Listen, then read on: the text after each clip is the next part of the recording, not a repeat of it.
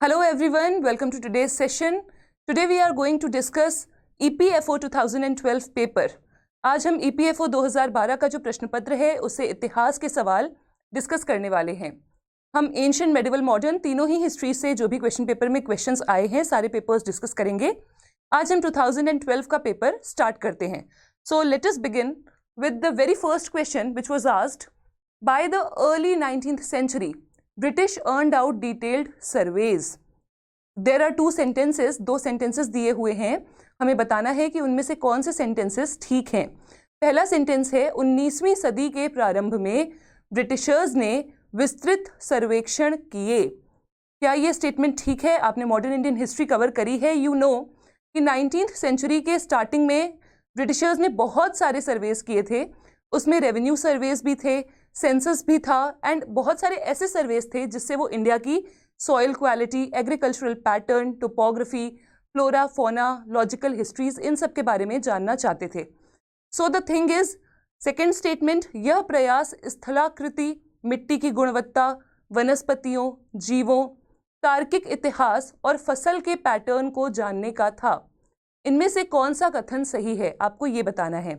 तो ये वो समय काल है 19वीं शताब्दी का, 19वीं शताब्दी के प्रारंभ का, जब ब्रिटिशर्स का जो साम्राज्य है वो भारतवर्ष में बढ़ता जा रहा था. 18वीं शताब्दी के अंत से लेकर के 19वीं शताब्दी के प्रारंभ का समय काल है कि ब्रिटिशर्स ने पूरे इंडिया में अपनी टेरिटरी इस्टेब्लिश करना, बढ़ाना स्टार्ट कर दिया था. एंड उसी समय काल में इंडिया से कैसे ज़्यादा से ज़्यादा रेवेन्यू ब्रिटिशर्स गेन करें, उन्होंने बहुत सारे सर्वेस कराए और उन सर्वेस के बेसिस पे बहुत सारे अलग अलग टाइप के सेस लगाए, अलग अलग टाइप के टैक्सेस लगाए. ये सब आप मॉडर्न इंडियन हिस्ट्री में पढ़ चुके हैं. सो बेसिकली इसका जो आंसर है वो हो जाएगा both 1 and 2.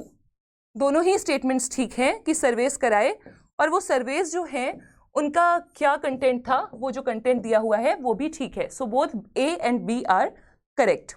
Next question is, which of the following is a correct statement about both the Mughal and Ottoman empires in the 16th century? Again Mughal और ऑटोमन एम्पायर्स के बारे में आप पढ़ चुके होंगे, आपको पता होगा कि किस लिए जाने जाते थे. पहले हम स्टेटमेंट्स पढ़ते हैं and then we will try to find it out कि कौन से स्टेटमेंट्स इसमें से ठीक हैं और कौन से नहीं. The first is, both of these empires had powerful navies that engaged European navies. क्या मुगल्स और जो ऑटोमन एम्पायर है, if you don't know about the Ottoman empire it's okay, but you know about the Mughals.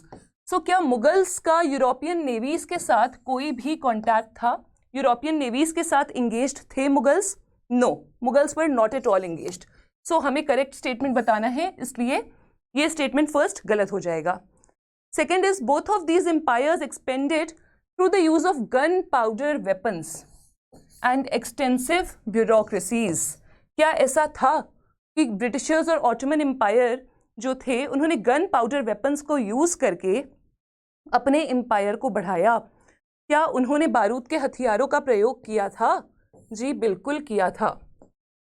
यही statement ठीक है. बारूद के हथियारों का प्रयोग करके, गन पाउडर वेपन्स का प्रयोग करके ही मुगल्स ने एक विशाल साम्राज्य भारतवर्ष में स्थापित किया था.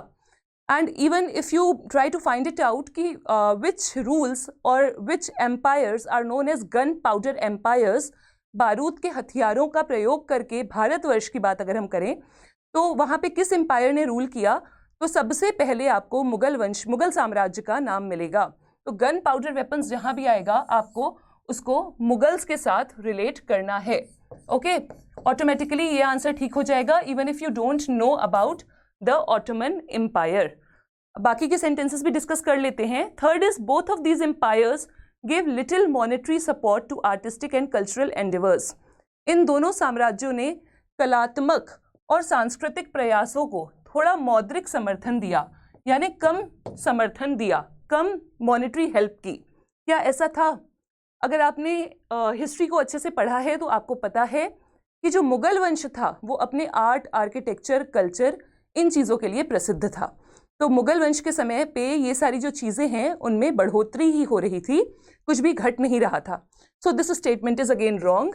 And the last one is, in both of these empires the majority of people were Muslim. It was not so. तभी तो आपको पता है कि मुगल रूल को लेकर के कितनी कंट्रोवर्सीज, कितनी डिबेट्स चलती हैं। तो क्या ऐसा था? बिल्कुल भी ऐसा नहीं था। अगर आपको मुगल्स के बारे में भी पता है, so you will be able to answer कि Ottoman empire and Mughal empire में क्या था, even if you don't know about the Ottoman Empire. Its right answer is option number B.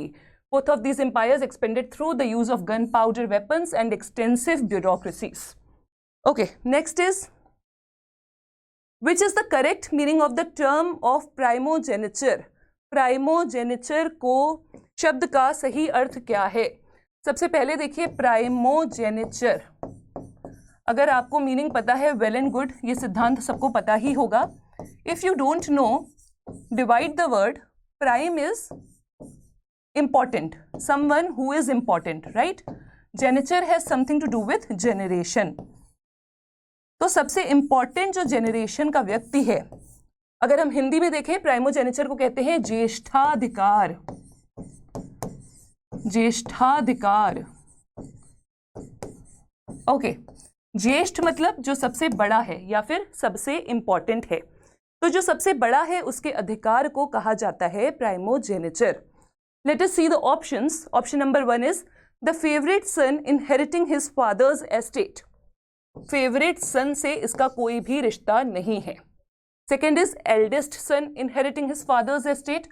ये स्टेटमेंट ठीक है. सबसे बड़ा, सबसे ज्येष्ठ पुत्र जो है उसको अपने पिता की विरासत मिलेगी. इसी टर्म के लिए, इसी पूरी कंडीशन के लिए एक टर्म यूज होता है प्राइमोजेनिचर, ज्येष्ठाधिकार. थर्ड इज, ऑप्शंस देख लेते हैं, division of the inheritance among all the sons. तो प्राइम सन की बात हो गई तो बाकी पुत्रों को कुछ नहीं मिलेगा. सारी जो प्रॉपर्टी है वो जो सबसे बड़ा पुत्र है वही इनहेरिट करेगा, विरासत उसको ही मिलेगी. And the last one is division of the inheritance amongst all the sons and daughters. तो खैर पुत्रियों की तो बात ही नहीं होती थी तब, वो तो आप छोड़ ही दें. Division of inheritance among all the sons and daughters is wrong. Right answer is option number B. सबसे बड़ा पुत्र अपने पिता की संपत्ति को प्राप्त करता है. Okay. I hope things are clear. Next is, which of the following would be the most useful source of evidence for research about the agrarian history of 16th and early 17th century? 16th and early 17th century क्या है? 16वीं और 17वीं शताब्दी के कृषि इतिहास के बारे में, एग्रीकल्चरल हिस्ट्री के बारे में अनुसंधान के लिए सबूतों में से कौन सा सबसे उपयोगी स्रोत था? तो क्या था? 16वीं और 17वीं शताब्दी का समयकाल जो है, उस समय इंडिया पे कौन राज कर रहा था? ये समयकाल था मुगलों का.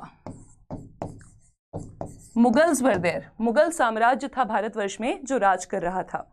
तो मुगल साम्राज्य के बारे में अगर आपको थोड़ी सी भी जानकारी है तो आपको पता होगा, अभी मैंने आपको बताया कि मुगल साम्राज्य में कला, स्थापत्य कला, लिटरेचर, इन सब पे बहुत ही ज़्यादा जोर दिया गया है. तो बेसिकली व्हाट वाज हैपनिंग, बहुत सारी किताबें लिखी जा रही थी, बहुत सारे टेक्स्ट लिखे जा रहे थे और उन्हीं को एज अ रिकॉर्ड हम यूज़ करते हैं.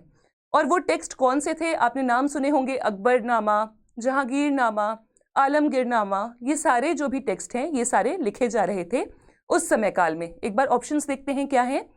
First is the accounts of contemporary travellers. क्या जो समकालीन ट्रेवलर्स थे जो उस समय आ रहे थे, यात्री मुगल वंश में, उनके जो भी खाते थे उनको यूज किया गया है एज रिकॉर्ड्स. देखिए रिकॉर्ड्स हो सकते हैं बट यहाँ पे पूछा जा रहा है मोस्ट यूजफुल सोर्स. ये लैंग्वेज ही आपको समझनी है. तो मोस्ट यूजफुल सोर्स, एटलीस्ट हम बाहरी जो यात्री आ रहे हैं उनके लिखे हुए स्रोतों पर, रिसोर्सेस पर विश्वास करके अपने इतिहास को इंटरप्रेट नहीं करेंगे. Okay, so this is wrong. It might be a source, ये एक सोर्स हो सकता है पर ये prime source, most useful source नहीं है.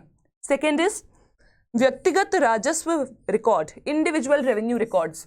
तो अब आप सोचिए, अगर आपको इसका आंसर नहीं भी पता है, क्या इंडिविजुअल रिकॉर्ड के बेसिस पर एक व्यक्ति विशेष के सोच, मैं जैसे कुछ भी किसी चीज़ को देख रही हूँ तो मेरा एक खुद का नज़रिया होगा, तो क्या एक इंडिविजुअल पर्सपेक्टिव के बेसिस पे हम इतिहास को क्या एक इंडिविजुअल पर्सपेक्टिव को हम इतिहास का सोर्स मान सकते हैं? No, not at all. So this is also wrong. Next is chronicles and documents from the Mughal court. ये बिल्कुल ठीक ऑप्शन है, सही यही है. मुगल कोर्ट के जितने भी क्रॉनिकल्स एंड डॉक्यूमेंट्स थे वो सारे ही डॉक्यूमेंट्स और क्रॉनिकल्स को ही एक सोर्स समझ करके हम मुगल साम्राज्य के बारे में जो भी इंफॉर्मेशन हमारे पास है उसको पढ़ते हैं। And the last is records of east India company. मैं आपको बता रही हूँ कि एलिमिनेशन मेथड का यूज करके अगर आपको आंसर नहीं आता है तो आप क्वेश्चन कैसे सॉल्व कर सकते हैं। क्या ईस्ट इंडिया कंपनी के जो रिकॉर्ड्स हैं उनको हम यूज कर सकते हैं? बिल्कुल नहीं कर सकते, क्योंकि ईस्ट इंडिया कंपनी हमारे बारे में, हालांकि वो तो जो समय काल है 16वीं 17वीं का, तब तक ईस्ट इंडिया कंपनी तो भारतवर्ष में आई भी नहीं है। 1700 का समय है जब पहली बार शाहजहां से मांगी जाती है परमिशन कि हमें यहाँ पे फैक्ट्री स्टैब्लिश करने के लिए दीजिए। ओके, तो तब तक ईस्ट इंडिया कंपनी आई भी नहीं है। Even if someone ask you, तो आपको ये पता होना चाहिए कि ईस्ट इंडिया कंपनी के रिकॉर्ड के बेसिस पे हम अपना इतिहास तो एटलीस्ट नहीं इंटरप्रेट करने वाले हैं। सो इसका right answer is option number C, Mughal दरबार में से इतिहास और दस्तावेज। मुगल दरबार के जितने भी इतिहास और दस्तावेज थे वो सारे। देखिए, मुगलों के बारे में एक और इन्फॉर्मेशन मैं आपको दे दूं। मुगल्स का जितना भी लिटरेचर था, मुगल्स का जितना भी लिटरेचर था, let me change the colour. Okay fine.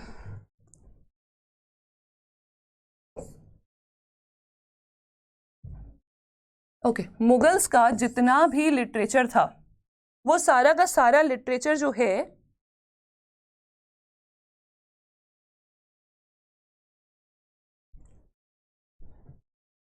Okay हाँ, मुगल्स का जितना भी लिटरेचर था वो सारा का सारा लिटरेचर जो है मेनली लिखा जाता था टर्किश लैंग्वेज में।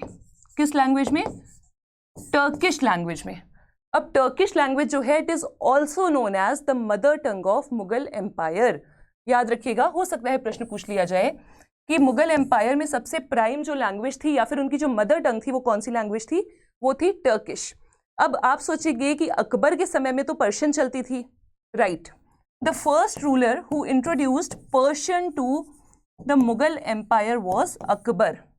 अकबर थे जिन्होंने सबसे पहली बार पर्शियन लैंग्वेज का यूज कराया। और उसके बाद पर्शियन जब इंडिया आ गई, इंडिया के रंग में रंग गई। आपको सब पता है सूफी मूवमेंट जो हुआ उसमें भी when Sufis came to India, जब सूफी संत भारत आए तो सूफी मूवमेंट का जो भी है वो भारत के हिसाब से चलने लगा। सूफी मूवमेंट में इंडिया का रंग मिल चुका था, तो बेसिकली जो इंडियन कल्चर था या इंडियन लैंग्वेजेस थी वो उसको इम्पैक्ट करने लगी पर्शियन लैंग्वेज को।